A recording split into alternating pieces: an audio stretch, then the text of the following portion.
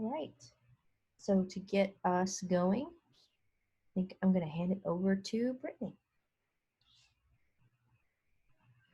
So these are just kind of our overarching major buckets that we're going to be talking about today. The first thing we're going to talk about is slowing down and how do we, focus on our needs as well as the needs of our teachers that we're trying to support. The next step we'll talk about is reaching out. What are some strategies? And these are some topics that we've talked about in prior sessions, but reaching out to others, reaching out not just for support for our other teachers, but for ourselves as well. And then our last one, which will be the largest chunk of today, which will be talking about how we can support teachers in rethinking their classes. While this is an unprecedented experience for everybody, and it was quite a shock to the system and shock to our student system, how can we take what has happened and make the most out of it is kind of what we'll be talking about at the very end. So that is kind of our three major topics, and without further ado, we can start in the slowing down. Oh, well, we'll do something fun first. Really quickly, if you will share, before we dig in, if you'll share a song title in the chat window that captures how you're feeling right now. We'd just like to kind of do a pulse check to see how you're feeling. So think of any song title, can be any genre, and just focusing not on the lyrics, but the song title itself. What song title really captures how you're feeling right now? I Will Survive. You will survive. Into the Unknown. No Sleep Till Brooklyn. Yeah, oh, Christy, Crazy Train. I think I'm there myself. Yeah. Memories from Cat. Oh, Cellophane Man. That's a good one. Living on a Prayer. All by Myself. Well, we're hoping you're not feeling too much all by yourself. And we do realize that this, like Brittany said, we've never had to do this before. And as you're supporting those that are in your schools and your district, I'm sure they're asking you for all kinds of help. But yeah, Lori, I love yours. I'm Not Alone. That's a great song. I love that one. One of my favorites I've heard so far is Don't Stand So Close to Me. So I just had to share. Oh my. But yeah, so let's dig in now that we've, hopefully lightened the mood a little bit. First, we just kind of wanted to talk about how are you addressing your needs as a human being. And we kind of wanted to ask you guys, this is something that, you've talked about before, but we'll kind of open it up to what are you doing and how are you addressing your basic needs as a human being? Because if you're not taking care of yourself, then you can't take care of your teachers and you can't support them in taking care of their students. Yeah, we're kind of opening up the floor right out of the gate.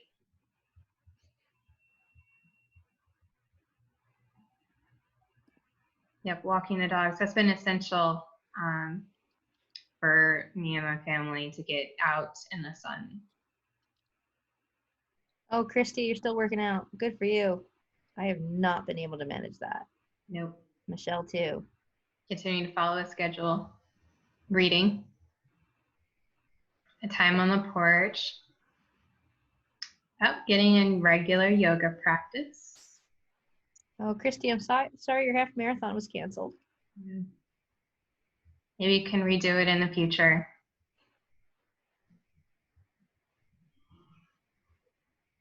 Netflixing, yes. Science class outside. Yay, Dana. That's cool. Sewing.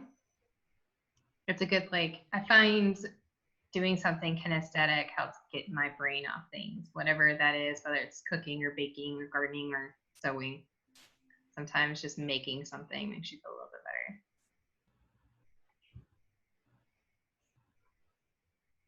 House to-dos, yeah. So there's a lot of people, I think, doing house projects. Oh yeah. Why not, right? Yeah.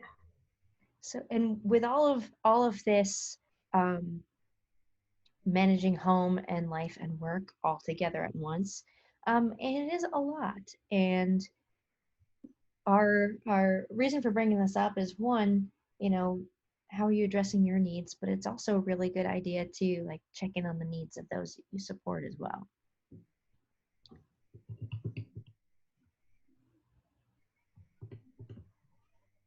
Puzzle, that's a good idea.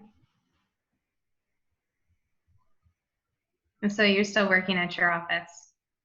I have heard one person like renamed or certain areas of their home. So like I'm going to the office, which is like just like, the table that they work at, or, the living spaces, the movie theater. So the idea is, we know right now we can't keep up with that traditional pace that maybe we were doing 3 weeks ago. And want to emphasize that right now less is more, and family life, home life is very important as well. So we know, and I'm sure you've heard this, like now is not the time to be scheduling massive professional development and highlighting new tools and say, here's all the things to do. It really is a time to both, reach out, support, check in on one another, but then also as a coach, how do we reinforce the foundations that you've already created within your school and district? There's just so many unknowns that we're hoping that in our conversation today, we can come up with some tips, ideas, and how you're not only modeling, how you're taking care of yourself and your needs, but then, letting others see how you're doing that and know that it's okay for them to do that too. So I'm sure you've got some teachers who've probably been working around the clock, who are managing taking care of kids at home and all of those things.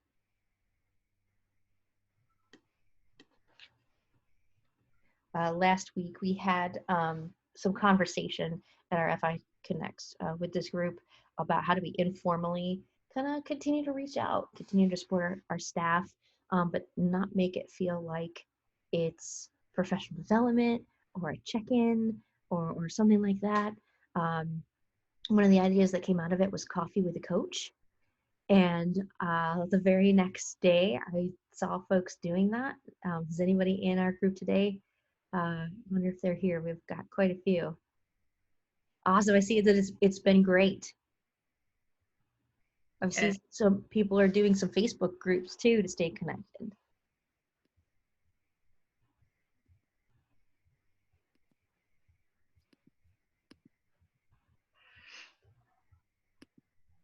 Making a Google Classroom for staff. Excellent. Yep, I've seen just a Google Classroom where people can kind of share resources or lessons across, or funny memes that make people, pause for a moment.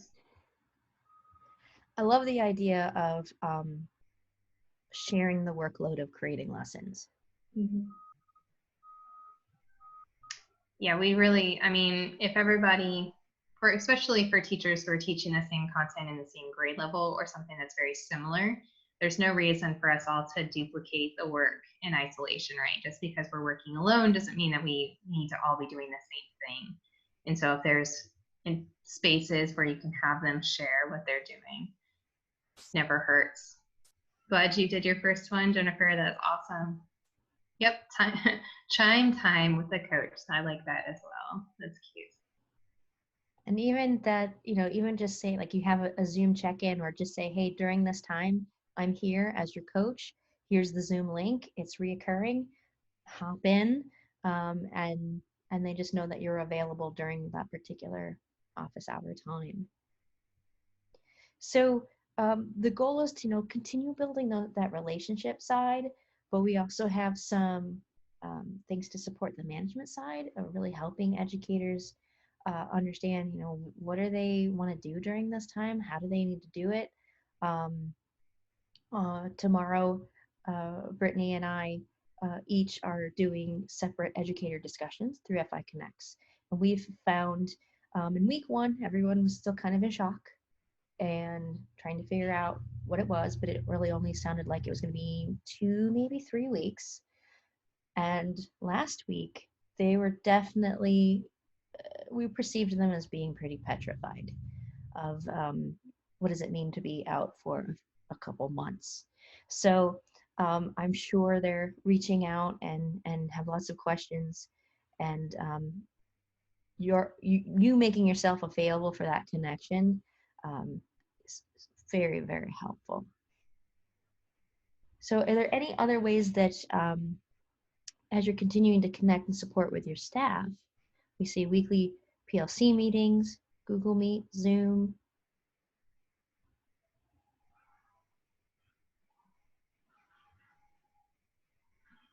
And I love the old school postcards went home with messages. I love that. Yeah.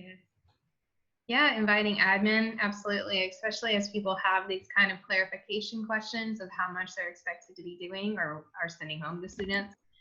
It's really great to invite admin if they're available. I know that they are very busy, but lunch brunch, yes, I love the idea. Our work actually set up like just a lunchtime where we can all join virtually if we want to. Yeah, it's good to see faces, hear voices. And talk about something that isn't necessarily work. Yep. How are their families holding up? People with kids home, they're trying to teach their kids while building lessons for other kids, and it's a lot to juggle. And so just checking on people's welfare, mentally, how late are they working every night? It's good just to check on people as human beings. Kind of like our first question. You have to make sure that they're taking care of themselves. Like Rebecca says, think aloud Thursdays. Right? Yep. Kind of talking through, it's kind of what we're doing, talking through where people are at and what the needs are. And, that kind of leads us to our next question. How are you managing to disseminate and support your folks with this, feels like an ever moving target right now, of expectations of what does it mean for distance learning, remote learning, or this blend of, sending materials home as well as the digital side. So feel free, you can add in chat, or if you want to grab the mic, you can.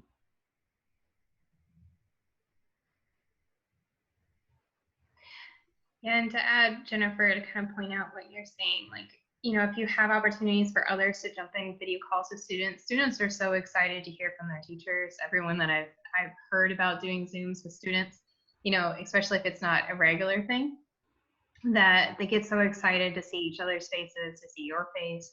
And it just reinforces that you care, which is, I feel like, the most important thing that's happening right now is that our teachers and our students need to know that we still care and that we're still connected and they're not alone. And so if you have opportunities to jump into other classes, Zooms with students, absolutely offer that.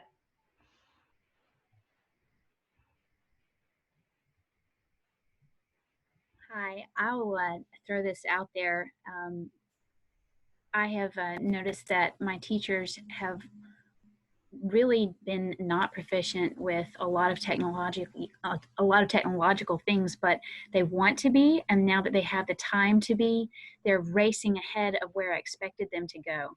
And so I was afraid that I would push them too hard, but instead I found that I needed to respond to their needs. How do I keep up with all this email? Well, there's some simple email tricks that if you know how to create a folder and you can slide things in there, it just reduces the stress because you're organizing yourself digitally, which is so different than paper-based organization. Mm-hmm. So our district uses Microsoft. So I've used Microsoft Stream to create a little channel, and I use it's gone out of my head, but anyway, Screencastify. So I've created little videos, just 2 to 3 minute videos.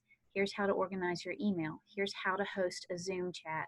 Here, so that friends who are really wanting to go faster than others can be supported in the way they want to. But if I'm not ready for that, I don't have to choose that and take myself off the air. That's wonderful. I'm a huge fan of Screencastify, and those in-time, short, sweet professional development, that's exactly what they need, to the extent that it's realistic to do, of course. is wonderful. And it's exactly what teachers need right now, because I kind of, even more so than before, they need what they need when they need it. And so that's wonderful. And a wonderful idea on how to get that quick PD out and rolled out. Video tutorials, yep, across the board. It helps.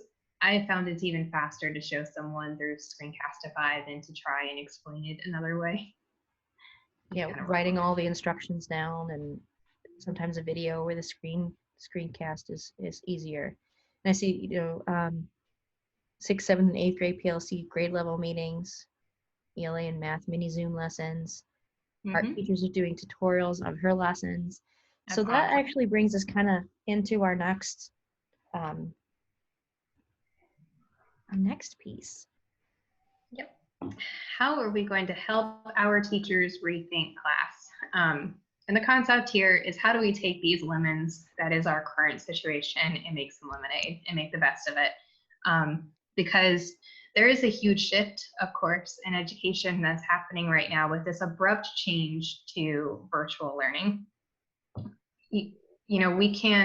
We're being forced in ways that are making us very uncomfortable as all educators and our students. But that doesn't necessarily mean that it has to be a bad thing, that good change can actually come from that. And so we have some resources that we want to share with you that kind of talk about how we can make the best of the situation, how we can help teachers think through the situation in a way that is beneficial or more positive experience for the teachers and for the students. So we'll kind of hop in.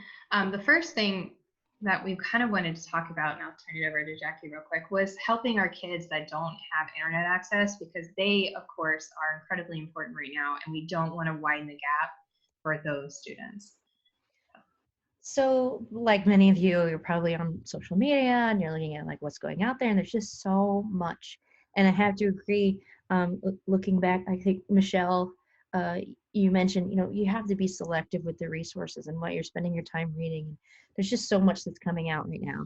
But this graphic is from Matt Miller, and asked him like, hey, can I share this? And he was like, absolutely. So we know some of this is a blended situation, and we know that there's a lot of educators and students that may be in areas or regions that don't have great connectivity or can't have reliable internet access. So when you are working with your teachers and you're supporting them through their lesson planning, perhaps some of these ideas might be helpful. Again, I dropped that link in there so that you can go right to not only this graphic that Matt has created, but he has pulled out each one of these and explains them in more detail about some just ideas and things. Some of them seem pretty straightforward, but at this stage where we're at, sometimes it's hard to see the forest through the trees, right? So some of these might be just helpful to shake up some of the thinking and help us see some possibilities that could be right there. I've seen some neat things done with the no internet students. I've seen someone challenge, it's more of like weekly challenges that they're sending students, or where they'll be like, measure the outside of your house, have a sports tournament with your family and run statistics on how you performed. Studying the budding of the leaves in the outside of your house if you're in North Carolina where things are flowering right now.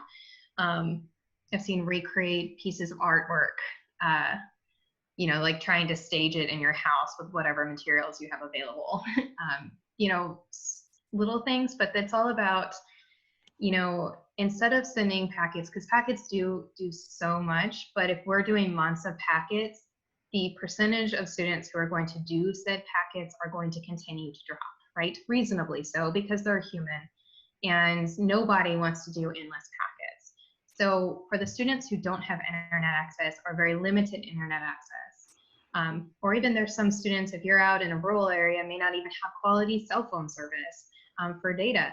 So for those students who really don't have access, can we think outside of the box and give everybody, not just those students, but everybody challenges that do not require the internet, such as experiments in baking and teaching someone something or following a passion project, even if it's within a content area.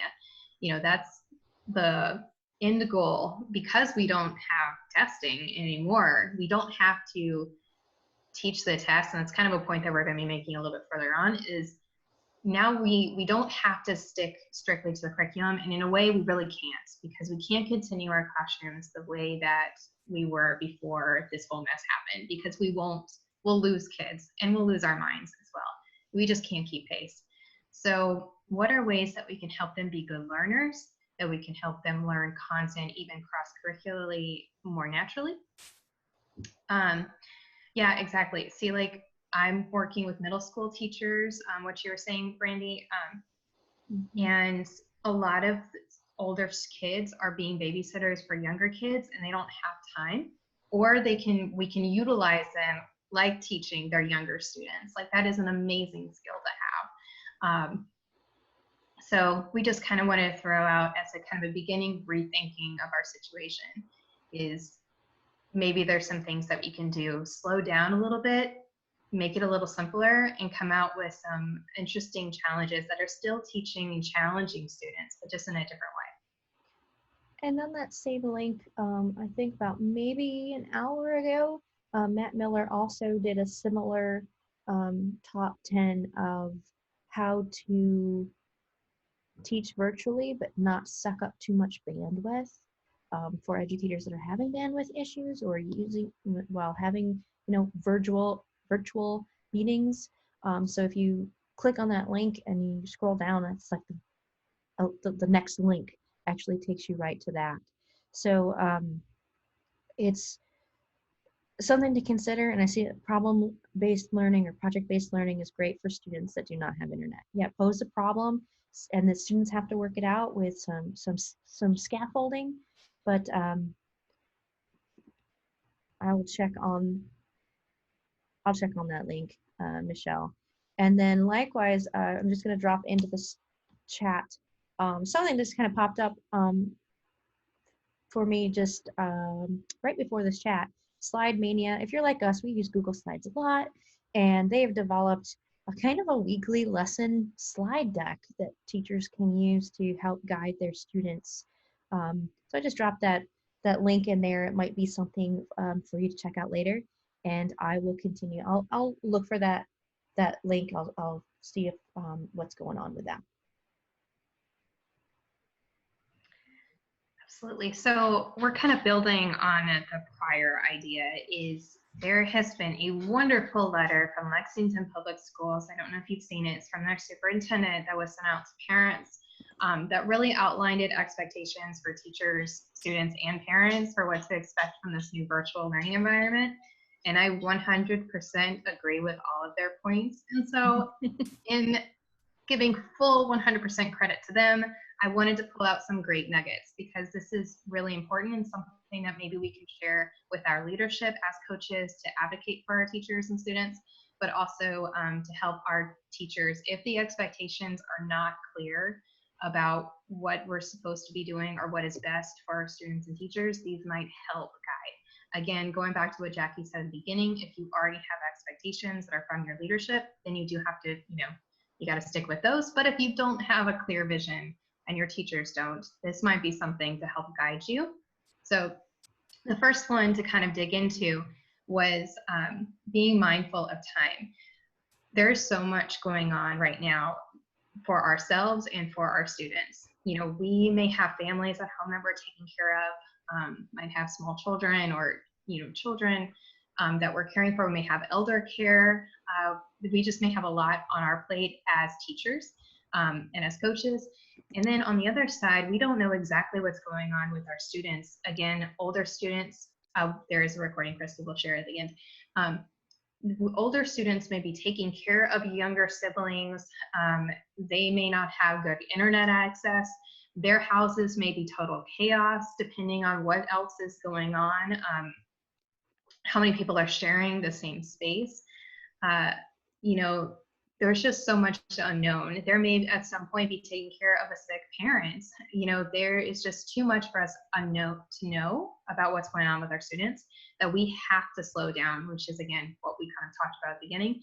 We have to cut our expectations for what students are going to be able to do in half, to be respectful of all of our students, because we can't continue the way that we were doing in face-to-face class, because they're not in face-to-face class. They are maybe have a limited time, limited resources, and they may be undergoing stress from being apart from their friends, their family members potentially, you know, not being able to play on the playground. All of these things are stresses for our students too. So we need to be thoughtful about the time that we're asking students in our expectations, so that we don't burn out and our kids don't burn out. The second step is we can't ask parents to be teachers, because they were probably taught in an entirely different way. And I know there's been a lot of jokes about like all these kids are probably going to learn how to carry the one now, because the way that they learned math is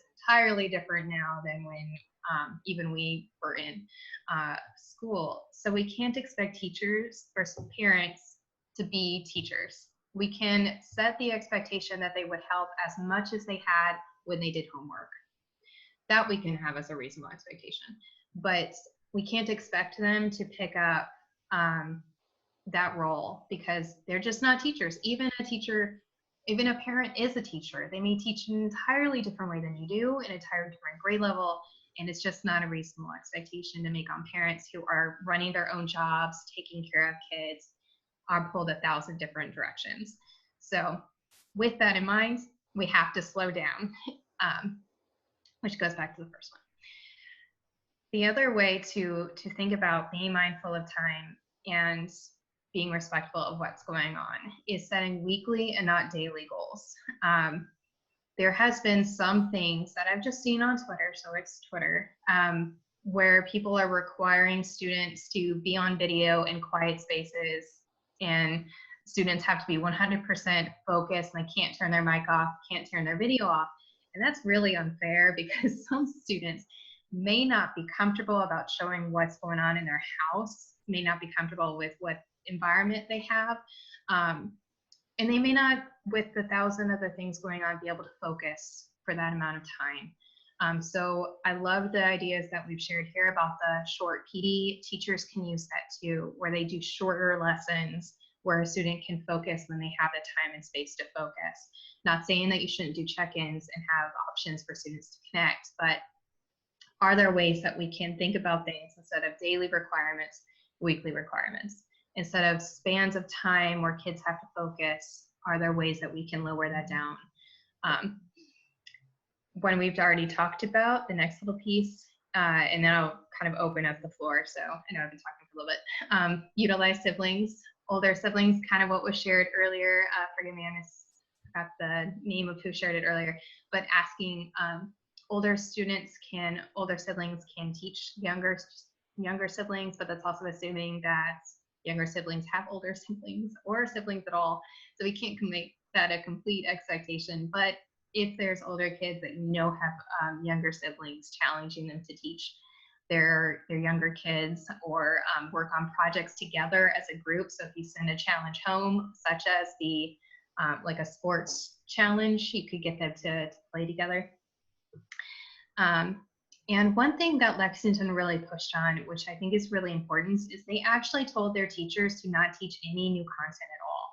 Because if they teach any new content, all it's going to do is further the gap between students who have and students who have not. And so instead of having everyone be on the same page of totally having missed that space, some kids will have had it and some kids will not. And so that,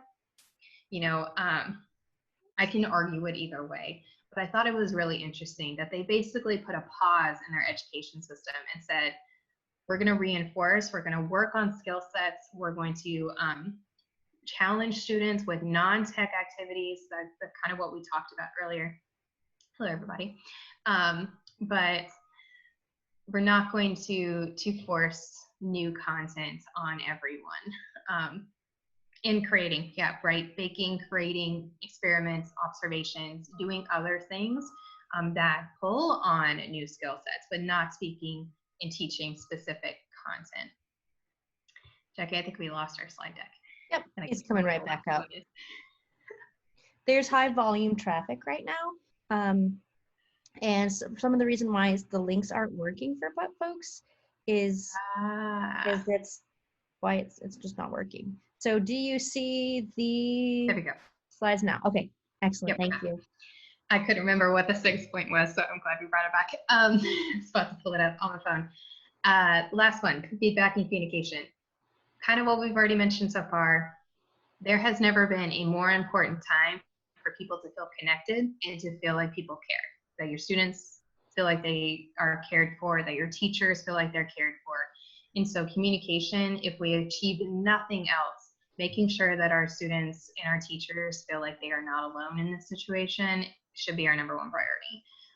And doing that through immediate feedback for any work that students do get in or teachers do work on, and continuing that communication is kind of the last piece. So I'm just kind of going to open the floor for reactions. We have some people sharing in the group so far before we kind of share in a little bit more resources, but thoughts so far on this particular kind of perspective. Yep, absolutely. So Alicia, that's completely fair. And I think a lot of what we're going to be talking about, you know, just as educators, when it comes August of next year, when all these kids have moved forward, because you can't hold, I don't feel like you can hold a kid back right now. You know, what are they going to do? We're going to have to do something different in August to bring up and pull everybody back up to speed. Exactly. So looking in foundational skills, I don't think there's an easy solution for that. I don't know if other people have ideas, but it is a reasonable concern that, but if we are teaching a ton of new content and some students are not going to be able to, or not going to, then they're the ones, and usually the ones who struggle with teaching virtually online are students who struggle in class, that we're going to further that gap, I think, is the primary concern. But I don't have a solution. I don't know your thoughts, Jackie. But. Yeah, we don't know what we don't know yet, but really thinking about this is an opportunity for extension and outreach of content, as well as some remediation. And hopefully, you know, at this point, teachers should have the data to kind of assess where there's different students are at. It's a time for differentiation. And I'm looking at the chat. Yeah, the parents aren't the teacher. There's just so much pressure on them. If they're still trying to work from home, if they're trying to figure out what their next job is, if that's the case for them, and yeah, I see, you know, our secondary ed kids who are really missing a whole semester. Go ahead.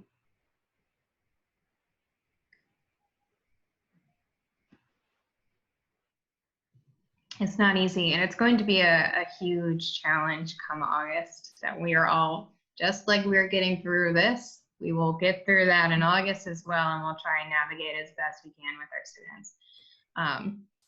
But it won't be an easy thing. Yeah, it would be nice to have a statewide plan. Amen, Carolyn. And I think they're working on something, but you know, it's building the plane while you're flying it is never a comfortable feeling. And as the previous slides stated, you know, how are we making lemons out of the lemonade? And as a coach, the things that you really want to get your educators doing, you know, back in August, with really looking at that data and maybe creating learner profiles and doing those things to really do some strong differentiation and student-centered, personalized learning. You know, it's not ideal, but we can hopefully make some lemonade out of it. Here, so absolutely. I'm looking at the chat. These are some great ideas and some great concerns too. It's the realities of where we are and what we're dealing with. And along with that, wanted to share with you another resource that came out of Kansas. So those resources came out of Lexington, Massachusetts. This has come out of Kansas Continuing Learning. They've already moved where this content was. As I'm searching for the new link in the last 15 minutes, they've moved it. So I don't have a link to share to their document, but this was a Q&A that they sent out to their educators. And it suggested, really just focusing on the critical standards and what the time allotments for each day would be for a particular student at a particular grade level. And Brittany and I looked at these, we felt like they were pretty spot on. But for some educators, they are in shock and feel like it's not long enough. So especially for our elementary kids and with parents trying to support them and what does this look like in the home, we just wanted to share these time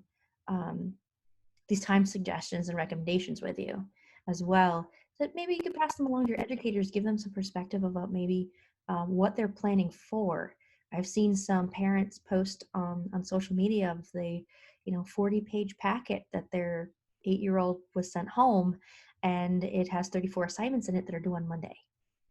And it was like, how are we going to do this? It just didn't compute, right? So any ways that you can help guide, I'm sure some of your schools have already answered this question, like Kansas did, as to kind of what the expectations were about, the timing and the amount, and I'm kind of like making sure I'm not missing anything. Taking kids on virtual field trips, using NASA, Google Earth, explore new places, ideas. Have them use those critical thinking skills, creating, collaborating in any way that they can.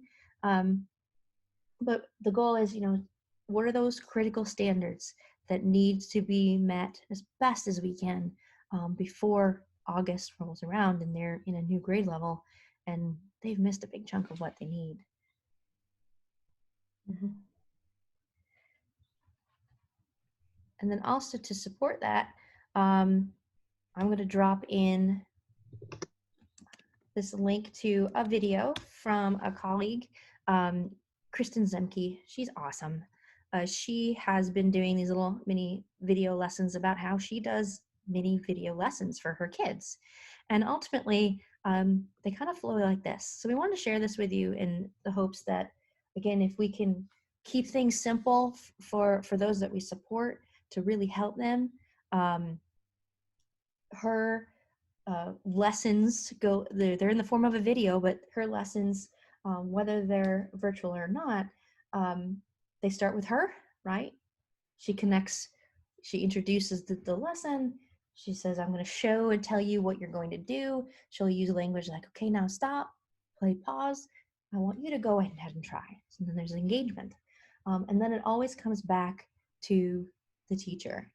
And, as you work, remember these things, making the connections as to why they're learning it, and then it's repeated as necessary. Her lessons are no longer than about 5-6 minutes of her instruction in a synchronous video that she shares the link with students so they can pause, do the activity, go back and hit play, and that's what really works for her. And it was so simple. And as we've been sharing with educators, it seems to be resonating. They seem to breathe a bit of a sigh of relief. And even when you consider your professional development and how you're using some of these things, it could be an easy model to implement if you're creating tutorials or you're giving some support and feedback. So in the chat, Kate has a question. What is your experience using Edpuzzle? Absolutely love Edpuzzle. I'll drop them there in the chat. Edpuzzle, if you're not familiar with it, is a tool where you can take any video, whether you found it online, use their video repository, or if you've created a video yourself, you can upload it and you can select the start an end times in a video if you just want students to watch a small piece of something that you found, or you can narrate on top of a video, but you can also stop the video and do active viewing. What that is you're stopping it and you can ask them a question.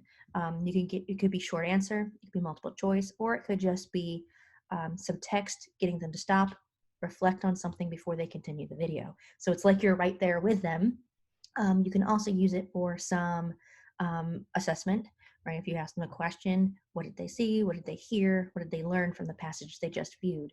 And it has some different controls in editing where you can select a box if they can't continue on until they answer the question, or you can make it so that they can keep viewing, but they have those moments within the video for checks for understanding. So rather than a passive video to view, it's an active learning experience. One last thing I'll add about videos is that there is power and benefit in students and the teachers that you work with in PD or videos for students to see the face and hear the voice of their teacher and their colleague.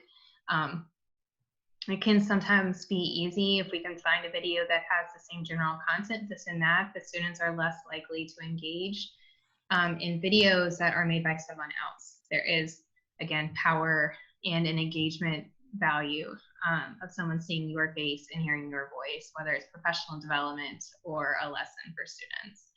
And again, keeping it short and sweet, because most people's attention span for videos, when it's not actively engaging like this, is about 2 minutes. So that's why I usually encourage like the PD in 2 minutes for videos. It's different when you're face-to-face. It's different when you can engage and provide feedback. But there is power and value in faces and power and value in being concise. Yeah, all our research says that your students, the students want to hear and see their teacher.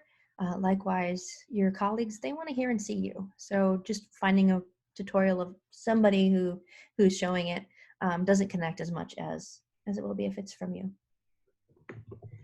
And then very briefly, the concept of single point rubrics. Who here is familiar with single point rubrics? Let's see. This can be a really easy way to invite your teachers to create really simple, clear expectations for their students.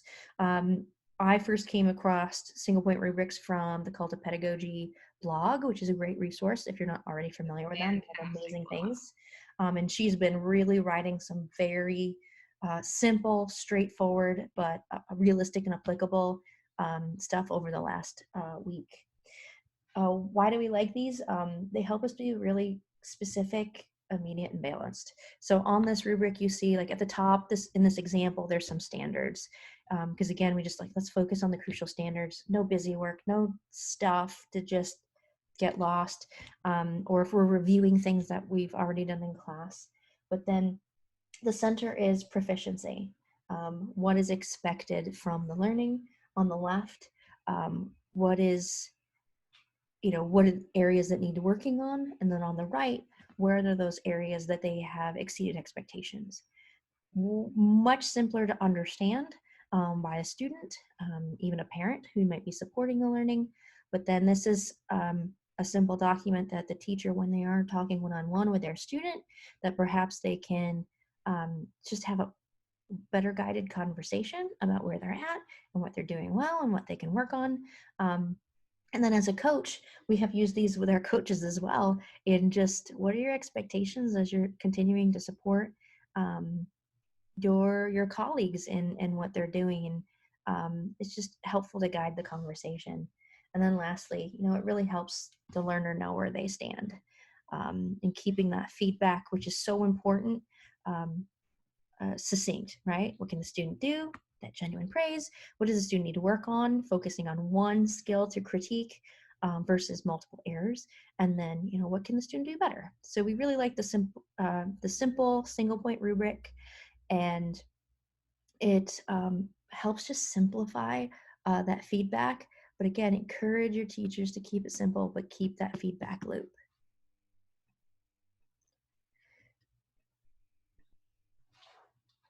So in the time that we have left, we just kind of want to emphasize a few things. This is a major shift in the culture of our learning and teaching. Both Brittany and myself want you to congratulate yourselves though, because you have shifted the culture in like 2 weeks time of a system that's been running for 200 years. So while this is not an easy thing and it's difficult, this is much more than just the shift to remote learning, and emphasizing that learning is a process and not a location with your folks, and helping them feel comfortable with that. Brittany, do you have anything to add? Absolutely. I just want to reiterate what Jackie was saying, to be proud, and your teachers should be proud of the amount of work and dedication that is taken to get to this point already. And like we've talked about so far, to make sure you're taking care of yourself, and to own the fact that this is totally different and uncomfortable for everybody, but everybody's working together and supporting each other, and that in itself is a beautiful thing. So we're making lemonade out of lemons. So before we kind of do a few last minute things, we have so any other ways that we could take advantage of this disruption and make lemonade out of lemons. Feel free to add in the chat, or if you want to grab the mic.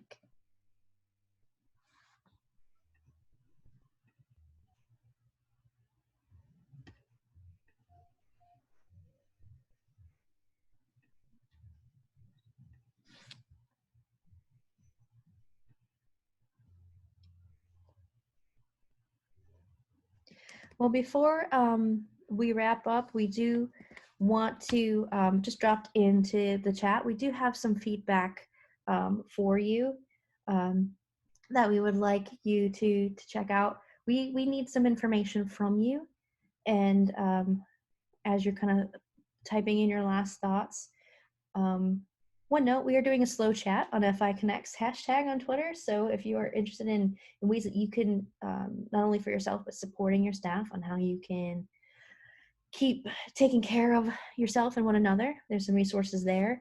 But again,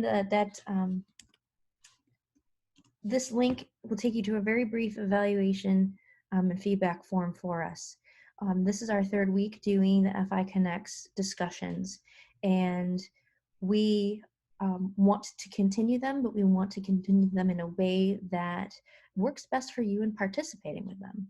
So in your feedback form, there are some additional questions this week in how we can best and better serve you and your time during this time. And then also want to add, if you would like, if you haven't already done so, we have an RSVP link.